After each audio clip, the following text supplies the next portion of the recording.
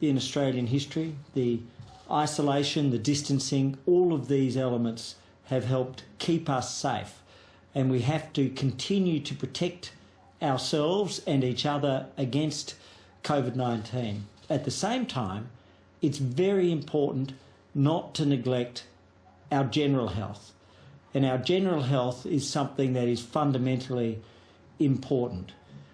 And so today I am really pleased to be able to announce $9.5 million for 5 university projects under the Medical Research Future Fund to deal with endometriosis. This is a condition which affects approximately 1 million Australian girls and women. It can be agonising, debilitating, it can have health and mental health effects, it can be profound in the way that a young woman's life can be changed and altered. It can impact their fertility, it can impact their general day-to-day existence with chronic and agonising pain and debilitating conditions. So all of these things are immensely important. The particular projects will include the University of Melbourne, $3.9 million for advanced diagnostic and treatment research, finding the prevalence of endometriosis, which in some cases has taken up to 7 years to diagnose. And that's time lost in a woman's life. That's pain continued in a woman's life. And then to look for treatment, finding pathways to manage, to treat, or to cure. Equally, the University of Queensland will have over $1.5 million for genetic research to find early markers, early signs, as well as particular genetic causes of endometriosis. And these could help unlock the keys to significant new treatments and the potential for recovery. And that will make a profound difference to a woman's life. So today we have 2 very important messages. One, do not neglect your ordinary health, but to continue to protect against COVID-19 with our basic actions, our hand hygiene, the cough etiquette, and seeking testing and staying away from others if you are ill. They're very important. That brings me to our update on COVID-19 and coronavirus in Australia. As of 6:30 a.m. this morning, we were at 7,140 cases, and very sadly yesterday we had the agonising reminder with the loss of a 30-year-old Queensland male that this disease is a deadly disease. It can strike anybody, and particularly where people have comorbidities or other chronic conditions, it's far more dangerous. And so we provide our sympathy to the family of the young man from Blackwater, a young man who lost his life. And it does remind us that this condition will be with us going forwards, that we have to expect spikes and outbreaks. That means our behaviours going forward are more important than ever. Australians have saved and protected each other with what we've done in terms of containment. Our border control measures, where in 2 days earlier this week, 23 cases across Australia, 18 of them from hotel quarantine or on foreign ships. So whilst we are controlling it domestically, those continued border protection measures will be with us for a long while. Secondly, testing remains so important. If you have symptoms, please seek out that testing. We've now reached 1.35 million tests, and we will continue to test in Australia to protect Australians. And that leads to the tracing, where wherever cases have been found, that contact tracing is going at a very, very strong pace. The COVID Safe app has now reached 6.1 million downloads, and it's assisting in the contact tracing process. So I'd encourage Australians to continue to download and register for the app. Significantly, we've seen in Victoria today cases where they were able to identify the source generally, of all of them, and that's a real tribute to the public health units right around Australia. And then we have the isolation, and as we lift the restrictions, those practices that we are maintaining of physical distancing remain not just important but become even more important. Keeping the distance, the physical distance, will save lives and protect lives, and it's a gift within the power of each and every one of us.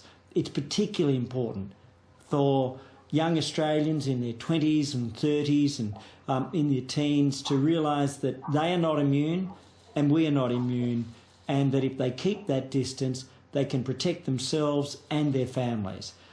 This then brings me to the fact that as we've flattened the curve, and now we've reached 40 days at less than 0.5% growth, with 10 cases in the period to 6:30 a.m. this morning in the previous 24 hours. At the same time, we've built the capacity, and our telehealth numbers have now reached 12 million. That's an extraordinary achievement by our medical community. They've helped provide our general health support, but they can't replace some things such as pathology tests. In April, pathology tests dropped by 40%. They're now back up to being 3% below the normal rate for this time of year. But that emphasises that we also should feel confident in seeing our doctors and our pathology services, getting our screening, getting our blood tests, getting our x-rays and our diagnostic tests. Those tests can also help save your life, and they're equally important. So we'd encourage Australians to continue to go back to see the doctor, to see the pathologist, to see the X-ray or MRI providers face to face. They are fundamental and can't be replaced by telehealth. So all of this brings me to my final point, that as we focus on our general health, of protecting against COVID but not neglecting our general health, the support for women through endometriosis funding, $9.5 million, 5 major projects, including, as I mentioned, the University of Queensland and their genetic work, the University of Melbourne and their diagnostic work, the Murdoch Children's Research Institute and their focus on management of endometriosis, the particular techniques and practices that can help a woman deal with chronic and agonising pain and minimise that pain. These are immensely important parts to say we're managing coronavirus. The world looks to Australia, and as we look outside of our borders and see the rapid growth in Latin America, the Middle East, South Asia and other parts of the world, particularly Eastern Europe, we realise that the world is facing this problem. We have to be able to manage coronavirus, and we have to be able to manage our general health. So today's a day to say, for women's health, we are looking out for you, but for everybody, please don't neglect your own health. And if you need to see the doctor, feel confident to see the doctor or other service provider at the earliest time, face-to-face. Alison? So, thank you, Minister. The important message really is that reminding everyone, firstly, as the Minister has already said, that if you have any symptoms at all, please do seek to speak to your doctor and get tested. We can't emphasise that enough, and the sad case of the gentleman who passed away yesterday in Queensland is a reminder to everyone that this is not just a disease of the older age group. So if you've got any symptoms, that scratchy throat, that sniffly nose, we have the capacity to test you. Please do get tested. And for everyone else, for all of us that, particularly in the age groups where we are more susceptible to those chronic diseases, now is the time to return to your GP or to your service provider for those testing things, those screening things. So whether it's a pap smear, whether it's your mammogram, or whether it's that special parcel you get in the mail every so often if you're over 50, all of these things are so important to our general health and well-being, and people can have confidence that our health system is safe and that you can go there with confidence and make sure you're keeping your general health and well-being up to date. And we won't see an increase in chronic disease as a consequence of neglecting our general health. But thank you, Minister. Okay, happy to take questions. Minister, do you think that the National Cabinet should continue indefinitely, and should we seize that momentum now? And how has that new process helped you coordinate with your state counterparts during this crisis? Firstly, I think that the National Cabinet has been an extraordinarily important part of the way that Australia has operated successfully as a country in helping to manage and contain coronavirus. We do know that the history of not just the Spanish flu but also the Depression was that in times of extreme stress, the Federation splintered, and the Prime Minister came into this very aware of that history. We talked about it and discussed it, and he set out to have not just a single unified medical voice, but to have the unity with the states. And I believe that that National Cabinet process has been extremely valuable. I hope that there is support for it from the states and the premiers and the chief ministers going forward. My personal view, looking at what's happened with health, it's allowed us to strike the private hospitals agreement, it's allowed us to strike the public hospitals agreement, it's allowed us to work with the public health units on the contact tracing. So it's actually facilitated Australia's response, and it's been an immensely important and, I hope, abiding feature. Claire? One of the topics that the industrial relations reforms will look at is the casualisation of the workforce. In particular, this crisis has showed us that in the health sector, when there are casuals who feel perhaps that they need to go to work to earn an income, could be directly putting the most at-risk people in the path of the virus. We've seen this on several occasions, in aged care in particular. Is that, I guess, that couple of examples that we've seen already cause concern for you? And would you like to see casualisation specifically in the health sector as a focus of one of those working group topics? Look, firstly, let me say about the health sector, I think our health and medical workforce has done an extraordinary job. The number of infections within that sector has been, by global standards, incredibly low. And so I just want to thank and congratulate our health workers. They are really the envy of the world, and they're just a source of immense national pride. Secondly, with regards to the partnerships which the Prime Minister is seeking to form between employers, employees, unions and the government, I won't preempt that. We go into it with one simple goal, and that is to help create jobs. And that's the fundamental task. So I'll respectfully leave that to Christian Porter and to the Prime Minister. But what's our goal? Help create more jobs. And in particular, we do know that those that have been affected by this are younger and predominantly female. It's unlike other economic downturns where it's had more of an impact on older, particularly male workers. This, because of the special nature of it, has had an impact. And so if we can strike agreements and partnerships, and the last time I believe I was in this room with Alison, we had Annie Butler from the Australian Nursing and Midwifery Federation. We're really privileged to be able to work with such an extraordinary group of people, to have such a productive relationship with the Federation. And I am hopeful that what we're seeing with the very positive response of the unions, employers and different groups, is that all the ideology of the past is being stripped away. We want to create more jobs, and if we create more jobs, we'll give more economic security to the very people you're talking about. Dana? Minister, you've ordered an investigation into how counterfeit masks came to be allowed into Australia and made their way into our hospitals. How concerned are you about masks being sold here that don't meet the standard, and has the TGA dropped the ball here? Well, firstly, what we need is to see the evidence, but I did instruct and order an investigation immediately.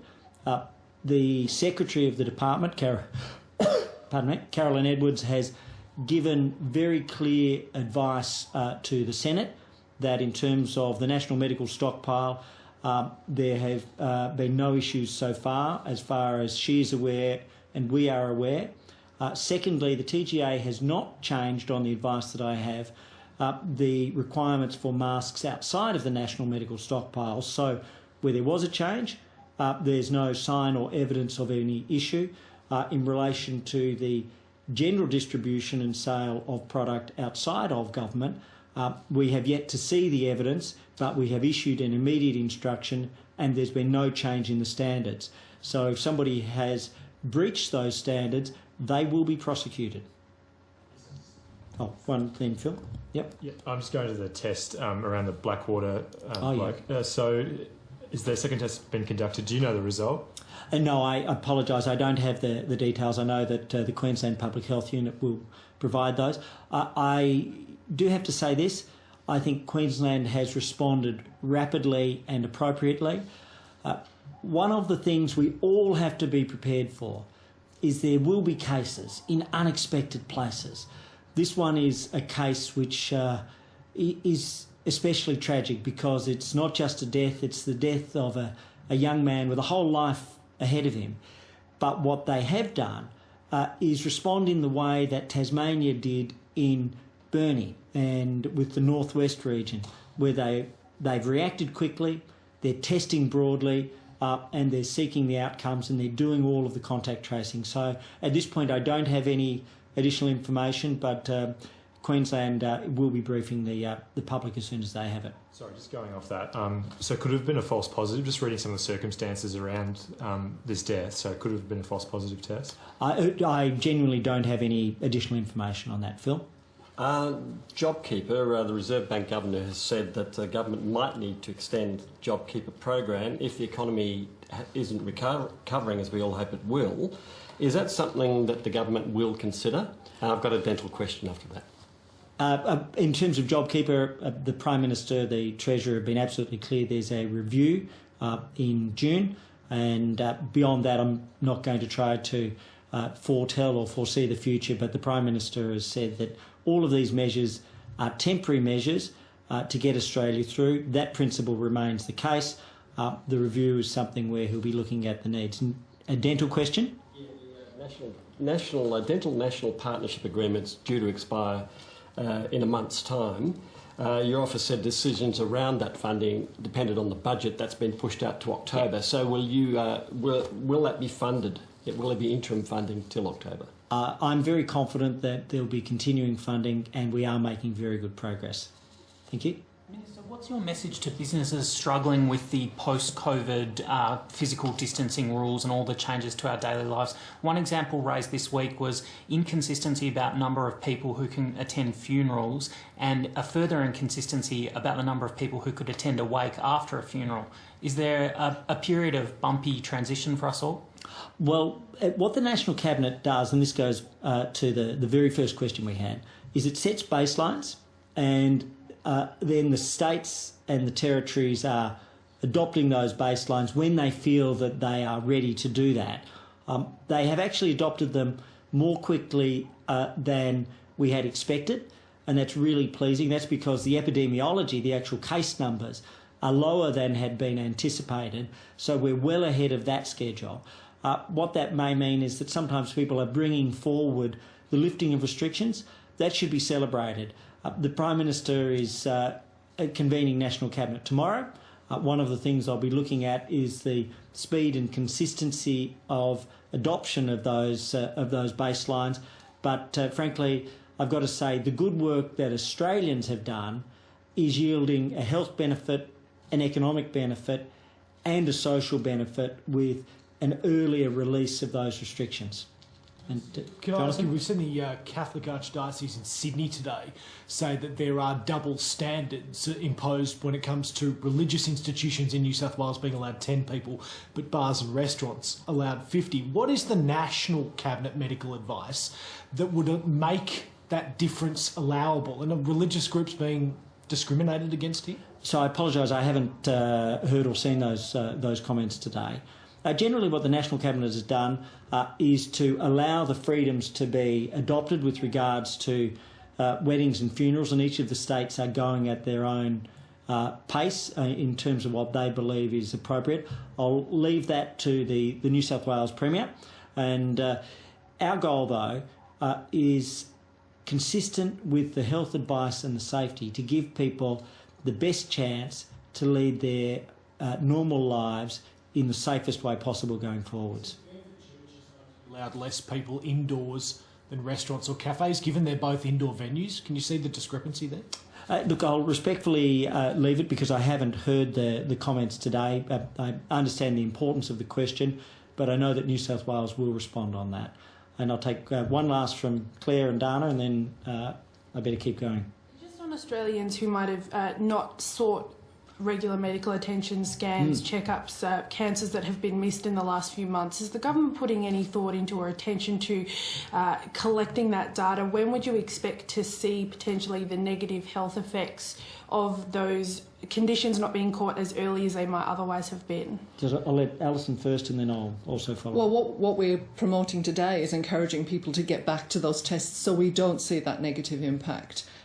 The time has been short so far in where people have not gone for those things, but if that's sustained, then we would be concerned that there'll be cancers missed and diagnoses missed, and we will see those, but it will take significant time. The emphasis here is please get back to doing those things, please get back to all of those important tests, including the chronic management health plans and asthma management plans, all of those things that we know make such a difference to people's well-being. We want them to be back with their GP, making sure they're covering off on their general well-being. So what you ask is a very important question.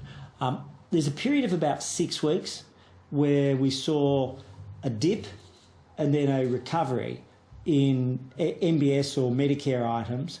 Medicare is now back to about normal. Pathology is about 3% below normal, but pathology dropped to 40% below.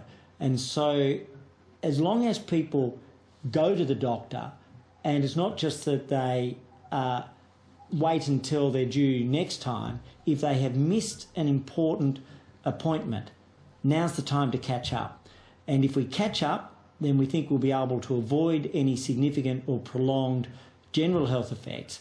But if people skip critical tests, scans, diagnoses, they're the ones that are the risk. So today our message is do not neglect your general health. If you have missed a test, if you have missed a scan, please go and get it. Final question, Dana?